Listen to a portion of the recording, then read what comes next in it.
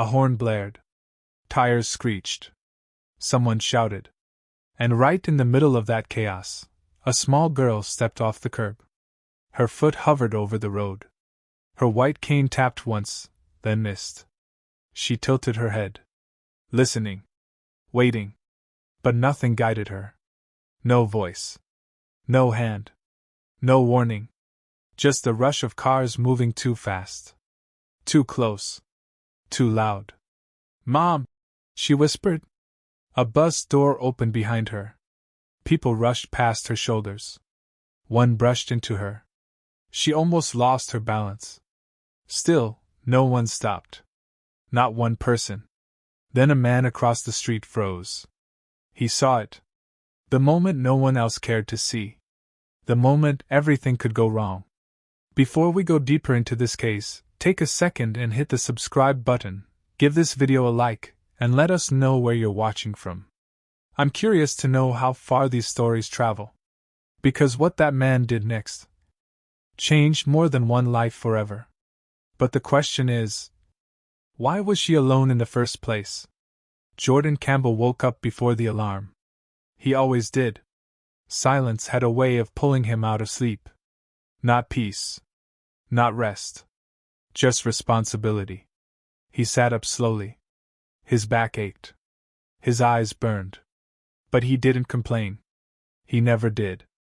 Because across the room, curled under a thin blanket, was Alicia. His daughter. 9 years old. Soft breathing. Peaceful. The only calm part of his life. Jordan stood up and walked quietly to the kitchen. Coffee first. Always. He stared at the empty fridge for a second. Then shut it. He would figure it out later. He always did. That was his life now. Figuring things out. Alone. Alicia walked in, rubbing her eyes. "Morning, Dad." He forced a smile. "Morning, kid." She sat at the table. He placed a simple breakfast in front of her. Toast. Half an apple. She didn't complain either. That hurt him more than anything. She understood too much. "Big test today?" he asked. She nodded. "Yeah. You got this." She smiled. A small one. But real. And that was enough for him. After dropping her off at school, Jordan headed to work. Construction. Long hours. Hard labor. No shortcuts. No safety net. Every day felt like survival. Bills stacked. Time moved fast. And grief still sat quietly in his chest. His wife had been gone for 3 years. No warning. No goodbye. Just gone. And since then, everything felt heavier. Parenting. Working. Living.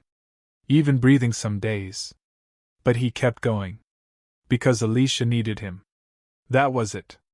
That was the reason. That was the mission. That afternoon, Jordan left work early. Not by choice. A call from school. Alicia wasn't feeling well. So he rushed. Picked her up. Held her hand. Walked her home.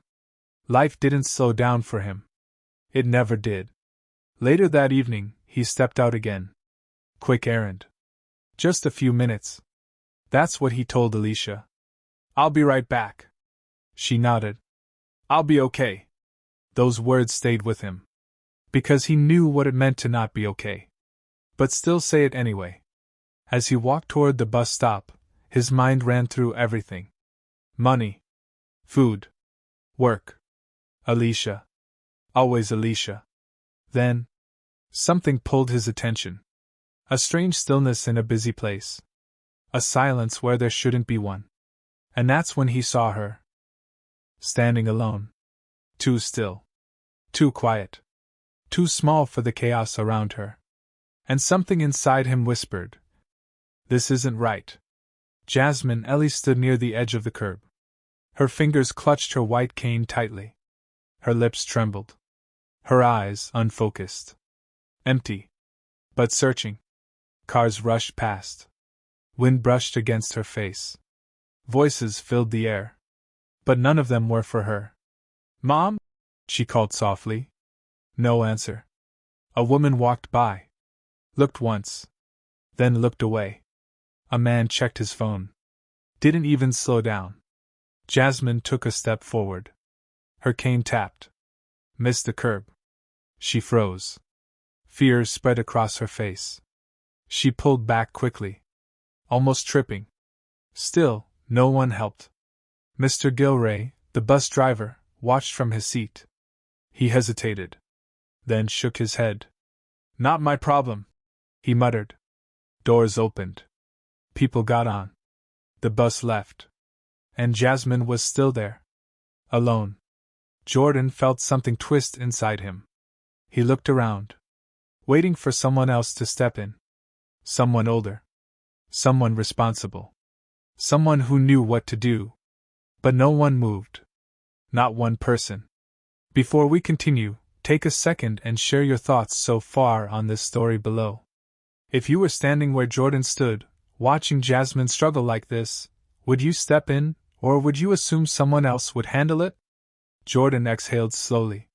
Then walked toward her. Hey, are you okay? Jasmine flinched. Her grip tightened. Mom? She asked again. Jordan's chest tightened. No. I'm not your mom, he said gently. My name is Jordan. Silence. Then, I can't see, she whispered. I know, he said softly. Where's your mom? She said she'd be back. Jordan looked around again. Nothing. No one searching. No one calling. No one worried. How long have you been here? He asked. I don't know. That answer hit hard. Because it meant too long. Way too long. Jordan rubbed the back of his neck. This wasn't simple. This wasn't quick. This wasn't something he could ignore. Because now, he was part of it. And deep down, he knew walking away wasn't an option. But staying? That would change everything. Jordan stayed. Minutes passed. Then more. Still no sign of Mrs. Havel. Jasmine shifted nervously. Is she coming? She asked.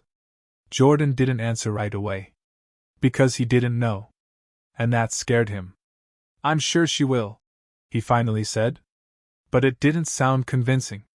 Even to him. A car honked loudly. Jasmine flinched again.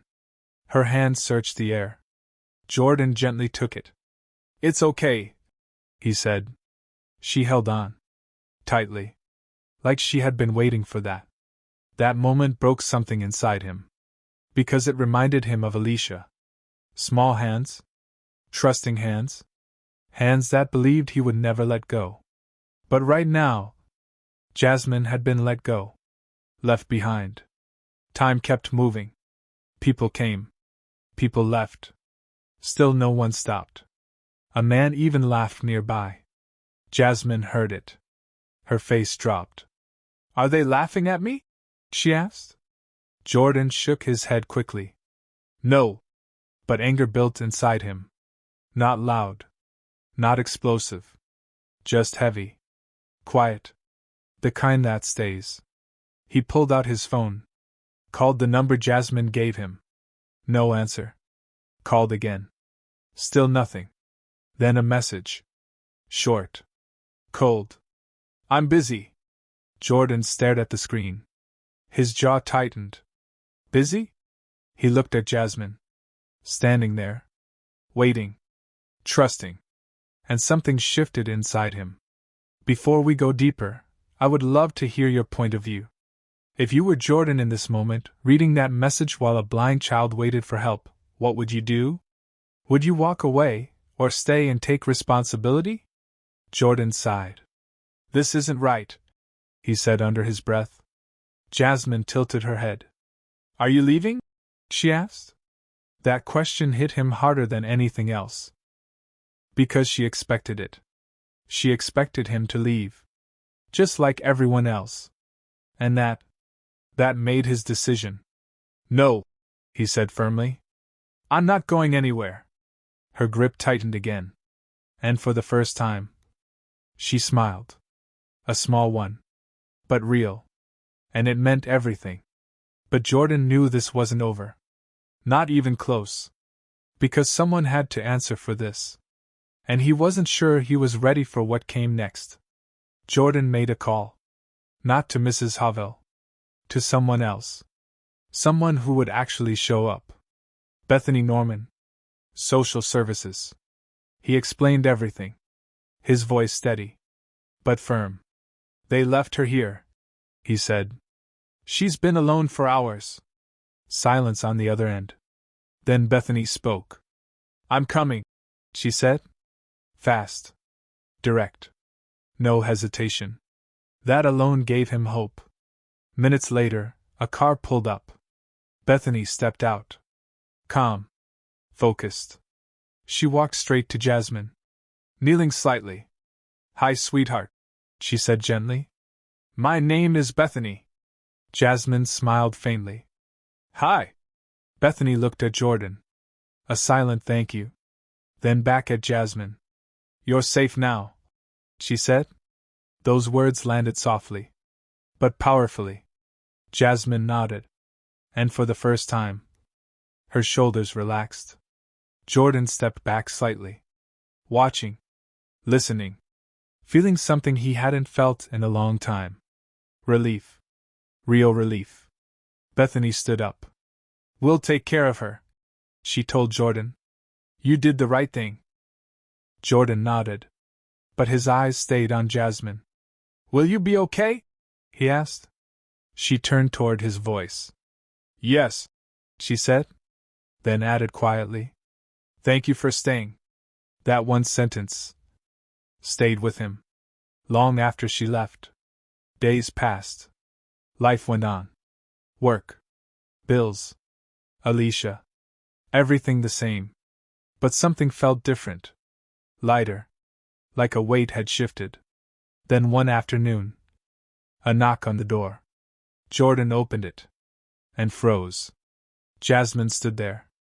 Holding Bethany's hand. Smiling. Bright. Confident.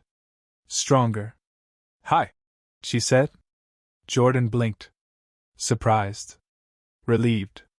Happy. All at once. Hey, he said softly. Bethany smiled.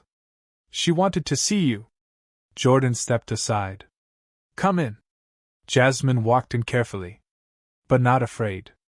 Not lost. Not alone. Alicia ran in from the other room. Hi. Jasmine smiled wider. Hi. The two girls stood there. Different worlds. Same innocence. Same warmth. Jordan watched them. And something clicked. This is what mattered. Not the struggle. Not the stress. Not the endless problems. But moments like this. Connection. Kindness. Showing up. Even when it's hard. Even when it's inconvenient. Even when no one else does. Because sometimes, one decision changes everything. That day at the bus stop could have ended very differently. It could have been ignored. Forgotten. Walked past. Like so many moments in life. But it wasn't. Because one person stopped. One person cared. One person stayed. Jordan didn't have money. He didn't have time. He didn't have an easy life. But he had something more important. Heart. And sometimes, that's enough. Jasmine's life changed that day. But so did his. Because helping her reminded him of something he almost lost. Hope. And if you've ever felt like your struggles don't matter. Like your effort goes unseen. Like your kindness is small. This story says otherwise. But now, here's the question that people can't seem to agree on. Jordan had every reason to walk away. He was tired. Broke. Overwhelmed. Helping Jasmine meant taking on a problem that wasn't his. So be honest, did he do the right thing by stepping in? Or should he have focused on his own daughter and stayed out of it? Vote below. Team step in or team walk away. I really want to hear what you think. Before we close this story, take a moment and reflect. What part of Jordan and Jasmine's story hit you the hardest? Share it in the comments below. I read every single one. And if this story touched you, take a second to like this video. It helps more than you think. If you're a single parent out there, doing your best every single day, holding it together when no one sees, I see you. Drop a comment and share your story. You are not alone. And if you want more real stories like this, stories of strength, stories of struggle, stories of redemption, make sure you subscribe to the channel, The Redeemed Single Dad. Because sometimes, all it takes is one person to change everything.